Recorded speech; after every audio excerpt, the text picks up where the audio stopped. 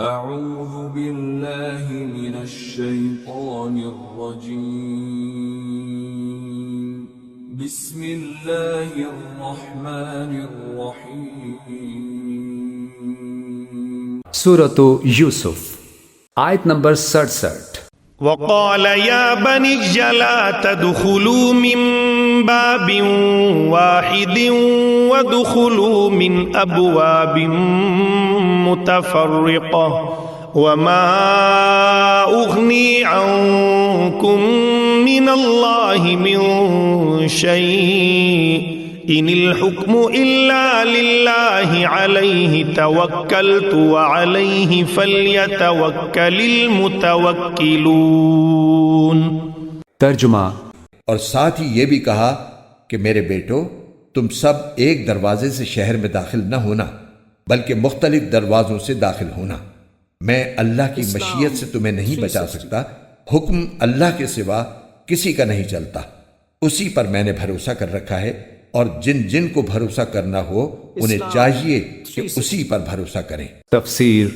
یہ تاکید حضرت یعقوب علیہ السلام نے اس خیال سے فرمائی کہ یہ 11 کے 11 بھائی جو سب ماشاءاللہ قداور اور حسین و جمیل تھے، جب ایک ساتھ شہر میں داخل ہوں گے تو کہیں کسی کی نظر نہ لگ جائے۔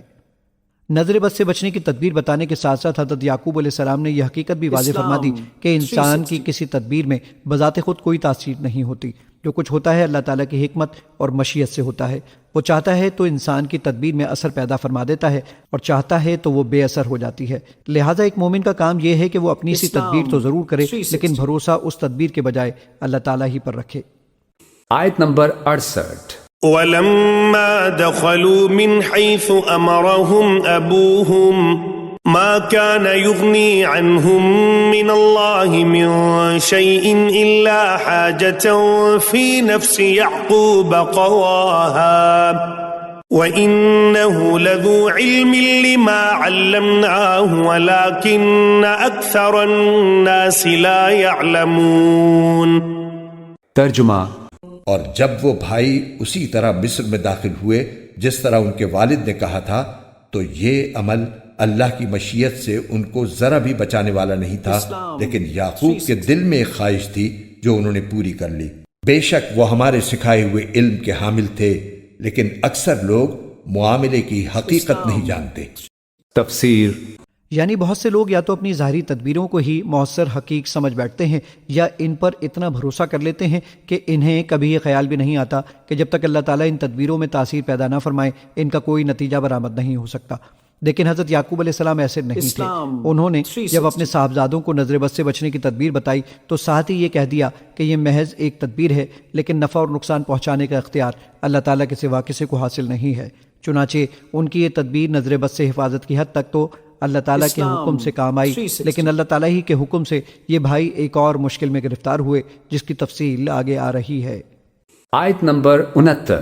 ولما دخلوا على يوسف آوى إليه أخاه قال إني أنا أخوك فلا تبتئس بما كانوا يعملون۔ ترجمہ۔ اور جب یہ لوگ یوسف کے پاس پہنچے تو انہوں نے اپنے سگے بھائی بنیامین کو اپنے پاس خاص جگہ دی اور انہیں بتایا کہ میں تمہارا بھائی ہوں، لہٰذا تم ان باتوں پر رنجیدہ نہ ہونا جو یہ دوسرے بھائی کرتے رہے ہیں۔ تفسیر۔ روایات میں مذکور ہے کہ حضرت یوسف علیہ السلام نے دو بھائیوں کو ایک ایک کمرے میں ٹھہرایا تھا۔ اس طرح 5 کمروں میں 10 بھائی مقیم ہو گئے، بنیامین رہ گئے، تو حضرت یوسف علیہ السلام نے فرمایا کہ یہ میرے ساتھ رہیں گے۔ اس طرح انہیں اپنے سگے بھائی کے ساتھ تنہائی کا موقع مل گیا، جس میں ان کو بتا دیا کہ میں تمہارا سگا بھائی ہوں۔ بنیامین نے اس موقع پر کہا کہ اب میں ان بھائیوں کے ساتھ واپس جانا نہیں چاہتا۔ اس کے لیے حضرت یوسف علیہ السلام نے وہ تدبیر اختیار کی جس کا ذکر آگے آ رہا ہے۔ آیت نمبر 70۔ فلما جهزهم بجهازهم جعل السقاية في رحل أخيه ثم أذن مؤذن أيتها العير إنكم لسارقون۔ ترجمہ۔ پھر جب یوسف نے ان کا سامان تیار کر دیا تو پانی پینے کا پیالہ اپنے سگے بھائی کے کجاوے میں رکھوا دیا۔ پھر ایک منادی نے پکار کر کہا کہ اے قافلے والو تم چور ہو۔ تفسیر۔ یہاں قدرتی طور پر یہ سوال پیدا ہوتا ہے کہ خود اپنی طرف سے پیالہ ان کے سامان میں رکھنے کے بعد اتنے وثوق کے ساتھ ان کو چور قرار دینا کیسے جائز ہو سکتا ہے؟ اس کے جواب میں بعض حضرات نے تو یہ موقف اختیار کیا ہے کہ حضرت یوسف علیہ السلام نے پیالہ خفیہ طور پر رکھوایا تھا، اور جب عملے کے لوگوں کو پیالہ نہ ملا تو انہوں نے اپنی طرف سے ان لوگوں کو چور قرار دیا، حضرت یوسف علیہ السلام کے حکم سے نہیں۔ لیکن جس سیاق میں قرآن کریم نے یہ واقعہ بیان فرمایا ہے، اس میں یہ احتمال بہت بعید معلوم ہوتا ہے۔ بعض مفسرین نے یہ خیال ظاہر کیا ہے کہ ان کو چور قرار دینا ایک طوریہ تھا، اور ان کو چور اس معنی میں کہا گیا تھا کہ انہوں نے حضرت یوسف علیہ السلام کو بچپن میں ہی اپنے والد سے چرا لیا تھا۔ تیسرے بعض مفسرین نے یہ فرمایا ہے کہ یہ تدبیر چونکہ خود اللہ تعالیٰ نے حضرت یوسف علیہ السلام کو سکھائی تھی، جیسا کہ آگے آیت 76 میں اللہ تعالیٰ نے خود فرمایا کہ اس طرح ہم نے یوسف کی خاطر یہ تدبیر کی، اس لیے جو کچھ ہوا وہ اللہ تعالیٰ کے حکم سے ہوا۔ اور جس طرح سورہ کہف میں حضرت خضر علیہ السلام نے کئی کام بظاہر شریعت کے خلاف کیے لیکن وہ اللہ تعالیٰ کے تکوینی حکم سے تھے، اس لیے ان کے لیے جائز تھا۔ اسی طرح یہاں حضرت یوسف علیہ السلام نے جو عمل کیا وہ اللہ تعالیٰ کے حکم سے کیا، اس لیے ان پر کوئی اشکال نہیں ہونا چاہیے۔ آیت نمبر 71۔ قالوا وأقبلوا عليهم ماذا تفقدون۔ ترجمہ، انہوں نے ان کی طرف مڑ کر پوچھا کہ کیا چیز ہے جو تم سے گم ہو گئی ہے؟ تفسیر، قالوا واقبلوا علیہم، انہوں نے کہا، پیچھے مڑ کر انہوں نے اس کی طرف رخ کیا ان لوگوں نے، ماذا تفقدون، تمہاری کیا چیز گم ہو گئی ہے؟ آیت نمبر 72۔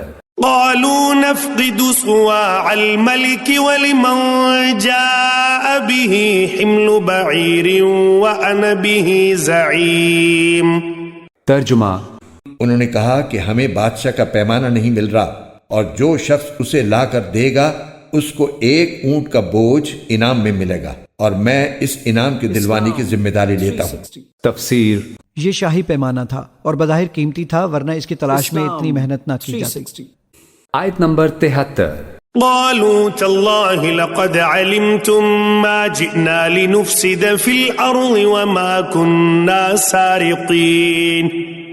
ترجمہ، وہ بھائی بولے، اللہ کی قسم آپ لوگ جانتے ہیں کہ ہم زمین میں فساد پھیلانے کے لیے نہیں آئے تھے، اور نہ ہم چوری کرنے والے لوگ ہیں۔ تفسیر، قالوا تاللہ لقد علمتم ما جئنا لنفسد فی الارض، ان کا اللہ کی قسم آپ لوگ خوب جانتے ہیں اچھی طرح سے کہ ہم زمین میں فساد مچانے نہیں آئے ہیں، یہاں پر ہم تو یہاں غلہ لینے آئے ہیں، مصیبت کے مارے ہیں، ہم یہاں آ کر چوری کریں گے؟ وما كنا سارقین، ہم ہرگز چور نہیں ہیں۔ آیت نمبر 74۔ قالوا فما جزاؤه إن كنتم كاذبين۔ ترجمہ، انہوں نے کہا کہ اگر تم لوگ جھوٹے ثابت ہوئے تو اس کی کیا سزا ہوگی؟ تفسیر، قالوا فما جزاؤہ ان کنتم کاذبین، تو انہوں نے کہا جو وہاں کے جو بھی ان کے ملازمین ہوں گے کہ اچھا اگر تم لوگ جھوٹے ہو تو پھر جس کے پاس سے وہ برآمد ہو گیا اس کی کیا سزا ہوگی؟ آیت نمبر 75۔ قالوا جزاؤه من وجد في رحله فهو جزاؤه كذلك نجزي الظالمين۔ ترجمہ، انہوں نے کہا اس کی سزا یہ ہے کہ جس کے کجاوے میں سے وہ پیالہ مل جائے وہ خود سزا میں دھر لیا جائے، جو لوگ ظلم کرتے ہیں ہم ان کو ایسی ہی سزا دیا کرتے ہیں۔ تفسیر، یعنی حضرت یعقوب علیہ السلام کی شریعت میں یہی حکم ہے کہ جو چوری کرے اسے گرفتار کر کے رکھ لیا جائے۔ اس طرح اللہ تعالیٰ نے خود ان بھائیوں سے یہ بات کہلوا دی کہ چور کو یہ سزا ملنی چاہیے، چنانچہ جو سزا دی گئی وہ حضرت یعقوب علیہ السلام کی شریعت کے مطابق دی گئی، ورنہ بادشاہ کے قانون میں چور کی پٹائی کی جاتی تھی اور جرمانہ عائد کیا جاتا تھا۔ حضرت یوسف علیہ السلام نے بھائیوں سے یہ سوال اس لیے فرمایا کہ انہیں حضرت یعقوب علیہ السلام کی شریعت کے خلاف فیصلہ نہ کرنا پڑے اور بھائی کو اپنے پاس رکھنے کا موقع بھی مل جائے۔ آیت نمبر 76۔ فبدأ بأوعيتهم قبل وعاء أخيه ثم استخرجها من وعاء أخيه كذلك كدنا ليوسف ما كان ليأخذ أخاه في دين الملك إلا أن يشاء الله نرفع درجات من نشاء وفوق كل ذي علم عليم۔ ترجمہ، چنانچہ یوسف نے اپنے سگے بھائی کے تھیلے سے پہلے دوسرے بھائیوں کے تھیلوں کی تلاشی شروع کی، پھر اس پیالے کو اپنے سگے بھائی کے تھیلے میں سے برآمد کر لیا۔ اس طرح ہم نے یوسف کی خاطر یہ تدبیر کی اللہ کی یہ مشیت نہ ہوتی تو یوسف کے لیے یہ ممکن نہیں تھا کہ وہ بادشاہ کے قانون کے مطابق اپنے بھائی کو اپنے پاس رکھ لیتے، اور ہم جس کو چاہتے ہیں اس کے درجے بلند کر دیتے ہیں، اور جتنے علم والے ہیں ان سب کے اوپر ایک بڑا علم رکھنے والا موجود ہے۔ تفسیر پہلے دوسرے بھائیوں کی تلاشی اس لیے شروع فرمائی تاکہ تلاشی غیر جانبدار سمجھی جائے۔ یہ سارے بھائی خوشی خوشی یہ سمجھ رہے تھے کہ ہم نے اپنا مقصد پا لیا، لیکن ان کو یہ علم نہیں تھا کہ چلتے چلتے کیا ہونے والا ہے۔ کوئی شخص کتنے ہی بڑے علم کا دعویٰ کرتا ہو، اللہ تعالیٰ کا علم اس پر یقیناً فائق ہے۔